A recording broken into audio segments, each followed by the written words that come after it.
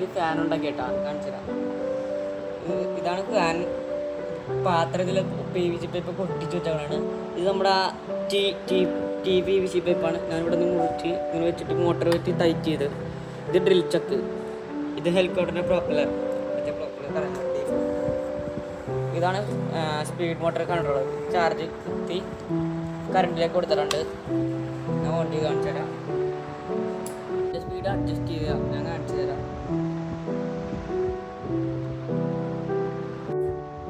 ചെറിയ സ്പീഡാണ്, ഞാൻ പതുക്കെ കൂട്ടാൻ പോകുന്നത്.